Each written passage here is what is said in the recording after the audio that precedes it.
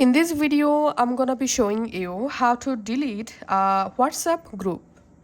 So go to your WhatsApp and select chats, and from the chat list, go to the group, which group you want to delete.